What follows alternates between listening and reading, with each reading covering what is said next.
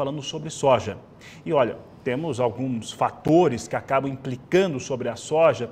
Entre elas, a gente pode trazer algo que afetou mais diretamente o Brasil nesta última quarta-feira, quando uma agência de risco, a Moody's, ela melhorou a nota do Brasil.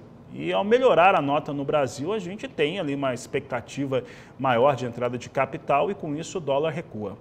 Tem também a greve dos estivadores norte-americanos, que afeta uma boa parte do país, tem trazido complicações generalizadas, o noticiário de lá mostra prejuízo bilionário.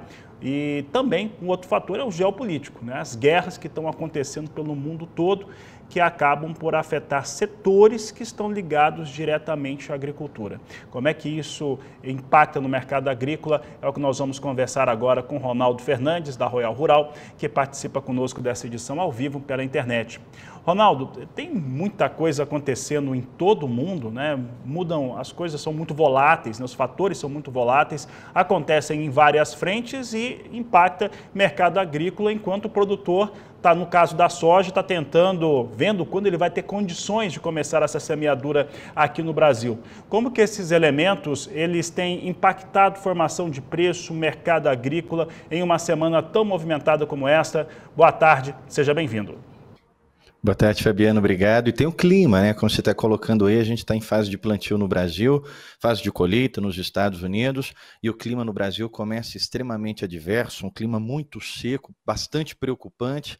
E além de tudo isso que você citou, a gente tem a UDR, que é a lei de proibição de importação da Europa, que a Europa quer proibir tudo que é importação que possa ter alguma ligação com desmatamento. E nessa semana, na verdade, o grande destaque até foi esse, a lei de proibição de importação por desmatamento da Europa. Eu já vou voltar no seu tema, mas só fazer um breve comentário sobre isso, porque a gente viu o farelo de soja subindo, porque o mercado estava concentrando as suas compras nos Estados Unidos, acreditando o seguinte: se a Europa colocar uma limitação, quem está mais preparado para ser certificado?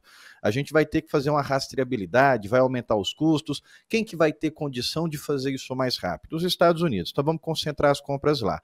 E aí essa semana o Parlamento Europeu disse o seguinte: olha, nós vamos adiar essa lei está confusa, ela ia começar a vigorar em janeiro de 2025. Nós vamos deixar ela para janeiro de 2026. Podemos mudar essa data, mas a princípio fica para janeiro de 2026. E aí o mercado vai recuando. Então todas aquelas altas que nós tínhamos no farelo, porque estava aquela concentração no farelo americano, agora está devolvendo. Ontem caiu bastante o farelo, hoje está caindo de novo, mas paralelo a isso tem todas as situações que você citou, Fabiano. O conflito da geopolítica e a greve dos estivadores, né? Hoje é o terceiro dia de greve, é a pior greve dos últimos 50 anos. A gente está falando de mais de 45 mil trabalhadores, mais de 36 portos, Golfo do México, Costa Leste está praticamente parado. E esse é o ponto. O primeiro impacto é a distribuição desses produtos que estão chegando, porque a gente tem o ponto da exportação e a gente também tem a importação. Os navios que vão chegando por lá, eles vão ter que decidir se eles vão esperar nos portos do Golfo, nos portos da costa leste, ou se eles vão para os portos da costa oeste, passa ali o canal do Panamá e aumenta o seu gasto de frete. A maioria dos navios estão optando por esperar a greve terminar, já são mais de 35, mais de 45, mais de 45 navios, se eu não estou enganado, congestionados ali nos portos da costa leste, para ver se tem uma esperança da greve terminar e eles descarregarem ali sem ter que mudar a rota. Bom, há um risco de desabastecimento no cenário americano? É claro que há, porque a gente não sabe qual que é o período que a greve vai durar. Mas um ponto, Fabiano, que é importante a gente destacar, para o cenário econômico no ponto de vista de pressão inflacionária. A gente está em véspera de Halloween, em véspera de preparação para Natal. Nos Estados Unidos é diferente no Brasil. Halloween e Natal movimentam muito a economia e as empresas elas se preparam muito antes. Então já era uma época em que as empresas de lá iam fazer os seus estoques. E com o risco de paralisação, muitas empresas já compraram. O Walmart mesmo, que é uma rede famosa, disse que já está tudo estocado até o Natal, que se a greve prosseguir, eles não vão ser impactados. Então, por um lado, a gente tem isso. As grandes companhias já se prepararam, já se anteciparam. Claro que não todas. Então, de fato, a greve vai trazer um impacto na inflação, mas talvez não tanto se fosse em outro período, se não fosse em período de Natal, próximo de Halloween, que as empresas não tivessem se preparado. Do ponto de vista agrícola, tem pesos diferentes para a soja e para o milho. A soja, a grande parte, sai de fato ali pelo Golfo, pelos portos da costa leste, mas o milho, o principal comprador dos Estados Unidos está sendo o México e está sendo o Japão. O México não precisa nem falar, que faz fronteira terrestre. Agora o Japão, a maioria dos embarques de milho está indo para o Japão, ele já vai naturalmente pelo Pacífico, que é do outro lado, que é na costa oeste, onde não está sendo afetado tanto assim as greves. Do ponto de vista do agronegócio, é importante ressaltar também que essa greve é de portos de containers, não de graneleiros. Quem trabalha com graneleiro é outro regime, é outro sindicato, agora a gente está falando de containers, é a greve, só que claro que afeta tudo porque os custos aumentam. E é um movimento, é no momento político, então o Biden ele não vai interferir porque são 45 mil trabalhadores, são 45 mil votos em jogo. Mas a perspectiva, Fabiano, é que a greve passe rápido e o impacto dela seja menor do que o imaginado, por essas situações que eu citei, e aí a gente vai sofrendo agora outros fatores, como por exemplo o conflito ali no Oriente Médio, Fabiano. E o conflito do Oriente Médio, Ronaldo, quando a gente ouve, né, a expressão Oriente Médio, a localização, nós pensamos logo em petróleo. Nós já tivemos uma influência um pouco mais direta em relação a petróleo e conflito na região nesta semana e também na última. Tendo em vista o que está acontecendo no noticiário de hoje, né, que vão trazendo informações de ataques no Líbano, ataques em Israel, principalmente, e como que isso acaba envolvendo países que são produtores de petróleo e acaba também influenciando de alguma maneira o mercado de óleos vegetais. Como é que isso está escalonando para a soja, principalmente negociada na Bolsa de Chicago? Olha, para você ver o ponto interessante, o petróleo já subiu essa semana mais de 6%, ontem subiu 4%, hoje está subindo mais de 2%. Aquela região ali do Oriente Médio, ela é responsável por mais de 30% do petróleo mundial, tanto na produção quanto na exportação, no transporte, passa pelo Estreito de Hormuz. Esse Estreito de Hormuz, ou Canal de Omã, quem controla ele é o Irã. E é importante a gente pontuar algumas etapas. Primeiro, nessa situação do petróleo, todas as vezes que a gente tem uma ameaça na economia americana ou numa commodity de energia do tamanho da força que o petróleo representa, porque quando a gente fala de energia no mundo, a gente está falando de petróleo. Tudo é a base de petróleo, né? Não é só combustível, diesel, gasolina, etanol, mas a gente também está falando de plástico, roupa, tudo, para fazer carro, para fazer celular, para fazer microfone, tudo vai usar a base de petróleo. Então ele é uma pressão inflacionária acima de qualquer coisa. E todas as vezes que a gente tem uma ameaça na economia americana, no petróleo, o mercado vai ativar o modo que nós chamamos de aversão a risco. A aversão a risco, ela consiste em você sair daquilo que apresenta muito risco, muita volatilidade, e você vai buscar aquilo que apresenta segurança. O que apresenta segurança? O dólar.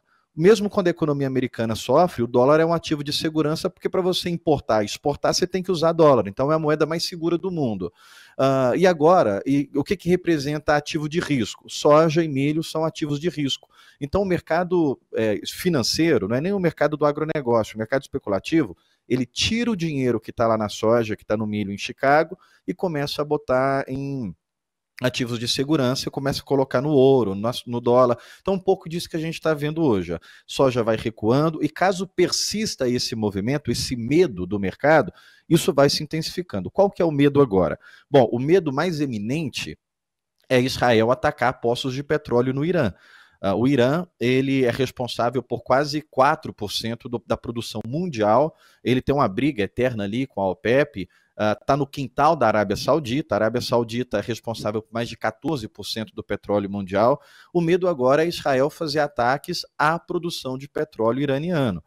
Hoje a gente teve uma declaração do Biden, e foi uma declaração muito interessante. O repórter perguntou assim: os Estados Unidos vão permitir que Israel ataque os poços de petróleo ou contra-ataque o Irã? E o Biden respondeu assim: os Estados Unidos não têm que permitir, a gente aconselha. Por que o repórter fez essa pergunta, permitir? Porque a gente tem grupos formados no mundo inteiro. O Irã, ele não está sozinho. O Irã, ele tem apoio da Rússia, da China e da Coreia. E Israel tem apoio da Grã-Bretanha, ali os países do Reino Unido, da Europa e dos Estados Unidos. Então a gente já tem um mundo dividido em blocos. E a pergunta permitir é, de fato, a pergunta mais certa, porque se os Estados Unidos não permitem, Israel não vai fazer nada. Só que agora a gente está vendo o Israel querendo contra-atacar. Então o primeiro medo do mercado é que Israel ataque os poços de petróleo do Irã. E um ponto interessante para eu te devolver é que Israel está lutando em várias frentes. Hoje fez ataque no Líbano, ali em Beirute, contra o grupo Hezbollah, está fazendo ataque contra o Hamas na Palestina, na faixa de Gaza, e agora contra o Irã. O Irã é um país enorme. Se você junta Iraque, Síria, Israel, Jordânia, não dá o tamanho do Irã e o poder bélico que o Irã tem. Então é realmente um momento muito sensível, porque o Irã não é um grupo terrorista, o Irã não é do tamanho do Hamas, não é do tamanho do Líbano, o Irã é enorme e ele não está sozinho, ele tem o apoio dessas outras potências, da China, da Coreia e da Rússia. Então esse é o medo do mercado agora, Fabiano.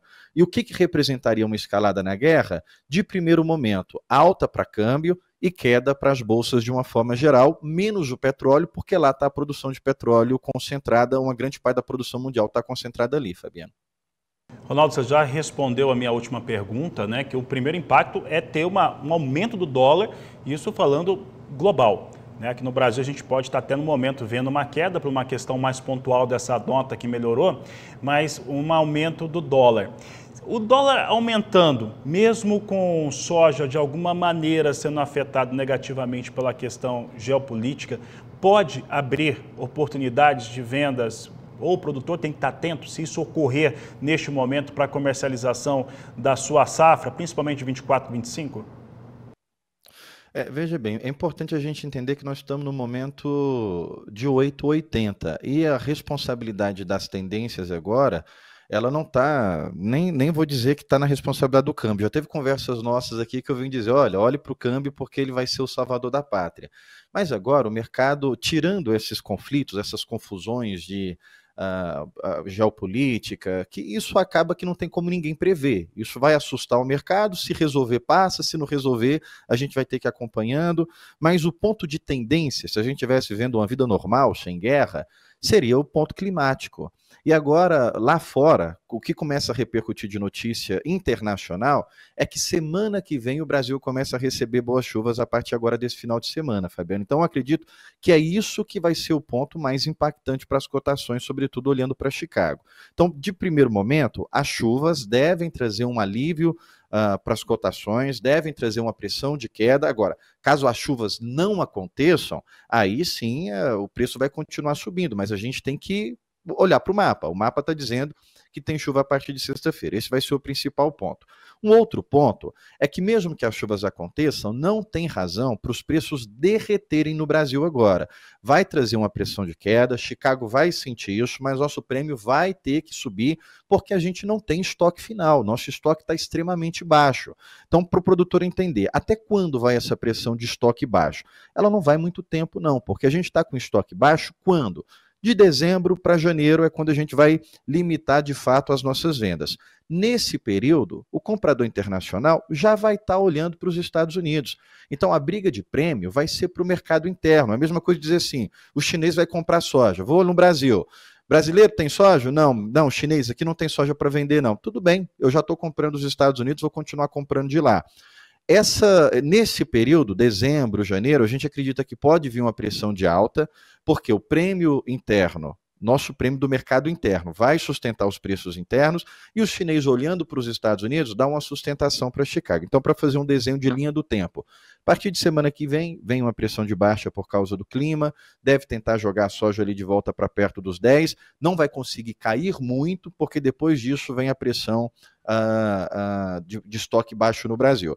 Estou dizendo que os preços vão estourar? Não, estou dizendo que a gente vai ter uma lateralização, os preços vão se manter firmes, mas não tem uma pressão forte para ir muito alto, não tem uma pressão forte para cair, vai ficar lateralizado. Então dá tempo do produtor pensar, dá tempo do produtor fazer com calma o seu plantio aqui no Brasil e dá tempo dele fazer o seu plantio e se protegendo em Chicago. Vai vendendo Chicago para 2025, acima de 11 é um preço interessante. Agora, olhando a longo prazo, passou o nosso período de estoque final, de janeiro, fevereiro ali as colheitas já entrando, se o clima for acontecer conforme os mapas estão mostrando agora, aí o primeiro semestre tem uma pressão de baixa fortíssimo para a soja. Então, a gente tem um último trimestre de tempo ainda para aproveitar bons preços, mas o próximo ano vai entrar com a pressão de queda forte para a soja, Fabiana, é isso que a gente acredita. Agora, o dólar, certamente ele está dando oportunidade, o dólar já era para estar abaixo de 5,40. Olhando para o cenário monetário, tirando guerra, tirando esse movimento aqui de geopolítica, mas olhando para o cenário monetário, juros caindo nos Estados Unidos, juros subindo no Brasil, era para a gente ter um dólar abaixo de 5,40. A gente não tem porque o nosso quadro fiscal é muito arriscado. A gente não sabe qual que vai ser o déficit primário. O Banco Central tem um cálculo, o Tesouro Nacional tem outro cálculo, o mercado não sabe o que o Brasil vai chegar no final do ano devendo. A gente sabe que o governo vai pedir para o STF colocar tudo que passar do orçamento na conta de combate climático. Só que o problema é, o mercado já viu que a conta já estava estourada antes de começar o combate climático. Então é por isso que o dólar fica alto no Brasil, assim, acima de 5,40. Hoje a gente está vendo a pressão lá fora, geopolítica, aversão a risco. Mas durante a tendência, o dólar não cai porque o mercado está vendo que não tem responsabilidade fiscal, não tem responsabilidade com a conta pública. E aí, à medida que o dólar for passando, chegando perto de 5,50, assim, acima um pouco disso, eu vejo claramente como oportunidade de fazendo trava assim, Fabiano.